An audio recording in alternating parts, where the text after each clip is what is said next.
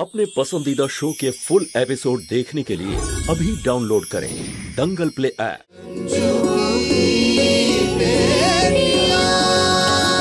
बाबा गो ললিতা, এই বুড়ি তো একদম শয়তানের গুরু ঠাকুর রে।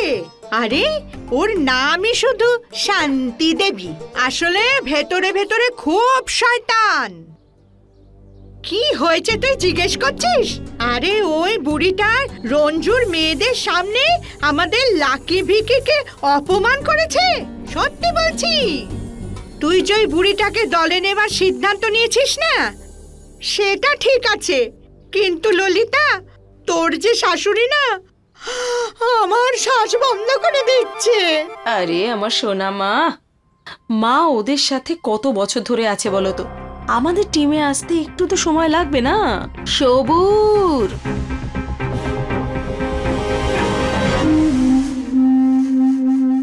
আরে শোন না রে, তোকে যা বলা হয়েছে তাই কর, বুঝলে? নিজের মাথা খাটাস না, ঠিক আছে? আর হ্যাঁ, এরপর কি করতে হবে পরে ফোন করে বলছি। হ্যালো। মা আসলে ঠাকুমা অন্য রুমে শিফট করবে না বলে দিয়েছে। কোনো ব্যাপার না, আজ বারণ করেছেন, কাল রাজি হয়ে যাবেন। তোমাদের দুজনকে যেভাবেই হোক ঠাম্মার মন জয় করতে হবে, ব্যাস।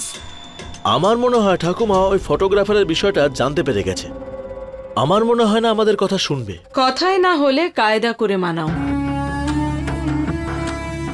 ওনার কাছে এটা প্রমাণ করে দাও যে এইসব কিছু মিথ্যে, তোমাদের সাথে কেউ ষড়যন্ত্র করেছে, ব্যাস। ঠিক আছে মা, আমরা পুরো চেষ্টা করব। মা, ওই ছেলেটার ব্যাপারেও খবর পেয়ে গেছি আমরা, যে এতদিন ধরে ওদের সাহায্য করছিল। কে সে? বিশেষ পান্ডে। বিশেষ পান্ডে? সে আবার কে? মা, এই বিশেষ ছেলেটা বাচ্চু পান্ডের ছেলে, আর বাবা ওই শালুর বিয়েটা এই ছেলেটার সাথে ঠিক করেছিল। আরে বেঁচে থাকো, বেঁচে থাকো। তুমি এখানে এসো, বসো না আমাদের সঙ্গে। আঙ্কেল, আমি এখানে কাজ করছি। যদি কোনো কিছুর প্রয়োজন পড়ে তাহলে আমাকে বলো। হ্যাঁ, নিশ্চয়ই। এই বিশেষ তো খুবই বিশেষ দেখছি, খুব ভালো।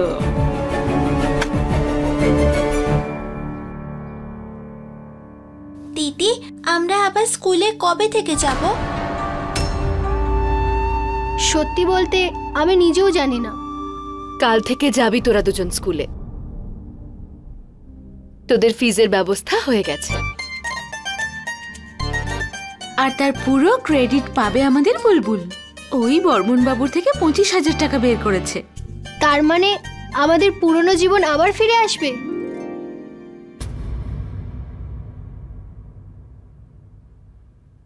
মা চলো না, দেরি হয়ে যাচ্ছে। আরে মা আর মেয়ে মিলে সকাল সকাল কোথায় যাচ্ছ? মা, সিদ্ধিদাতা গণেশের দয়ায় আশ্রয়ের ব্যবস্থা তো হয়ে গেল, কিন্তু খাওয়া দাওয়ার ব্যবস্থা করতে গেলে তো কিছু করতে হবে। বেশি দিন কারোর ওপরেই নির্ভর করে থাকতে চাই না, সেই জন্য শালুর সাথে চাকরি খুঁজতে যাচ্ছি। ঠিক আছে, যাও। কি হয়েছে মা, আপনি কেন এত চিন্তা করছেন? আরে চিন্তা করছি না, খিদে পেয়েছে। এত বড় বাড়ি, এটা জানি না যে রান্নাঘর কোথায়। ঠাম্মা, এটা তোমারই ছেলের বাড়ি, আর তোমার তো এই বাড়ি ঘুরে দেখার পুরো পারমিশন আছে। তাহলে যাও আর গিয়ে রান্নাঘর খুঁজে নাও। মুস্কান, চুপ কর। তাছাড়া ঠাম্মা, এখনের জন্য আমি তোমার জন্য খাবার অর্ডার করে দিয়েছি, এক্ষুনি চলে আসবে। হ্যালো, হ্যাঁ হ্যাঁ, এটাই অ্যাড্রেস। থ্যাঙ্কস, চলে এসেছি তোমার খাবার। আচ্ছা মুস্কান, তুই আমার সঙ্গে আয়, দরজা থেকে ডেলিভারিটা নিয়ে নিবি। সোনা বাবু, দাঁড়াও। আরে কি ব্যাপার? তুমি আবার তোমার রুমাল ভুলে গেছো। আমি নিজের রুমালটা ভুলে যাই এই জন্য যে তোমার মনে করিয়ে দেওয়াটা আমার ভালো লাগে। মিষ্টি মিষ্টি কথা বলা তোমার কাছে শিখতে হয়। আচ্ছা এটা বলো, আমাদের অ্যানিভার্সারির জন্য কি গেস্ট লিস্ট রেডি? ও ললিতা দেবী, আমি কাজে এত ব্যস্ত হয়ে পড়েছিলাম যে একটা কাজ করো, তুমি লিস্টটা তৈরি করো। এটা এটা ঠিক নয়, সব কাজ তুমি আমার উপর চাপিয়ে দাও। ললিতা দেবী, আচ্ছা ফোন দাও তোমার, দাও। এই নাও আমার ফোন। আমি সব বন্ধুদের মেসেজ পাঠিয়ে দিচ্ছি।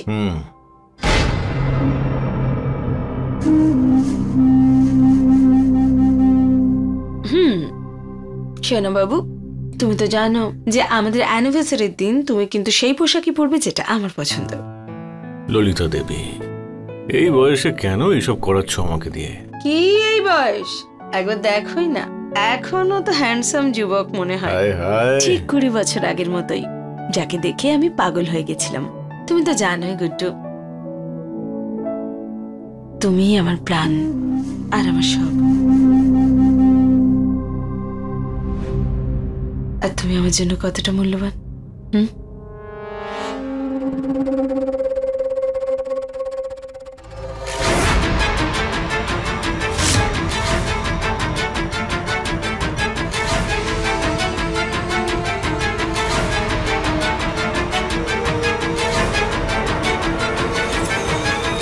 ললিতা দেবী, আমি জীবনে যেটুকু অর্জন করেছি সবটাই তোমার জন্য। তোমার মতো সুন্দর ভাষা নেই আমার কাছে, কিন্তু অনুভূতি এ বুকেও একইভাবে স্পন্দিত।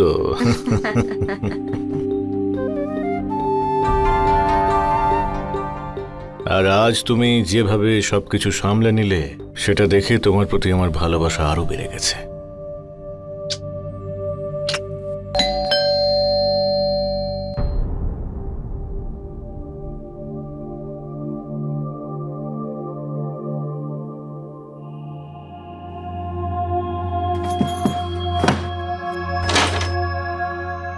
বারণ করেছিলাম আপনাকে ডোরবেল বাজাতে। সরি ম্যাডাম, দেরি হয়ে গেছে তাই বেল বাজিয়ে দিয়েছি। এই নিন আপনার অর্ডারের খাবার। Thank you.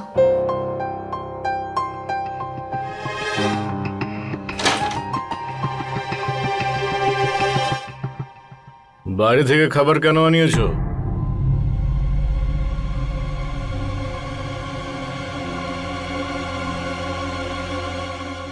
আমি তো জানি না যে বাড়ির রান্নাঘরটা কোন দিকে, সেই জন্য বাইরে থেকে খাবার অর্ডার করলাম।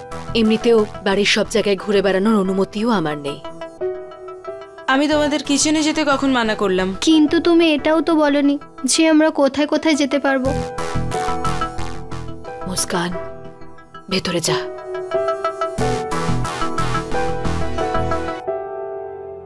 মায়ের খুব খিদে পেয়েছিল, আর এত সময়ও ছিল না যে কিছু বানিয়ে খাইয়ে দেব, সেই জন্য বাইরে থেকে অর্ডার করতে হলো, আর কিছু না। বুনিয়া, ওদের এবাড়ির রান্নাঘরটা দেখিয়ে দাও। আচ্ছা দাদা বাবু। আজকের পরে বাইরের খাবার এ বাড়িতে আসবে না।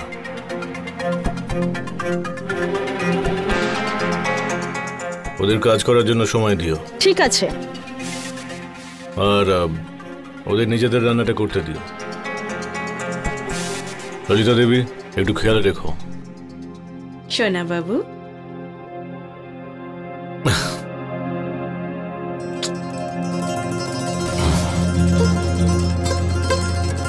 চল। দাঁড়াও।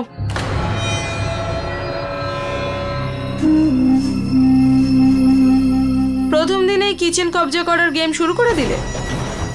একটা কথা মন দিয়ে শোনো, আমি তোমাদের এই বাড়িতে আশ্রয় দিয়েছি, এই বাড়ির মালকিন হওয়ার চেষ্টা কিন্তু করো না। আর এরপর যদি গুড্ডুর সামনে ইমোশনাল ড্রামা করেছো না, তাহলে আমার থেকে খারাপ কেউ হবে না, বলে দিলাম। এখানে আমাদেরকে থাকতে কেউ অনুমতি দেয়নি, এখানে থাকাটা আমার মেয়েদের অধিকার। আর রইল রান্নাঘরের কথা, তাহলে উনি আমাকে যা জিজ্ঞাসা করেছেন আমি তার উত্তরটুকুই দিয়েছি। এত ছোট ছোট ব্যাপারে আপনার অসুরক্ষিত অনুভব করার কোনো প্রয়োজন নেই। রান্নাঘর তুমি পাবে, কিন্তু আমাদের রান্না করার পর তুমি ব্যবহার করবে না। বেয়ান, দুই পরিবারের মধ্যে রান্নাঘরে রান্না করার সময় আলাদা হবে, তখন সেটা সমান সমান হওয়া উচিত। দেখুন বেয়ান, মা একদম ঠিক বলছে। আমরা বসে কিচেনের টাইমিং ফিক্স করে নেব, তাহলে তো আর আপনার প্রবলেম হবে না, তাই তো মা? চলো চলে এসো নির্দিষ্ট জায়গায়। চলুন। চলো বৌমা।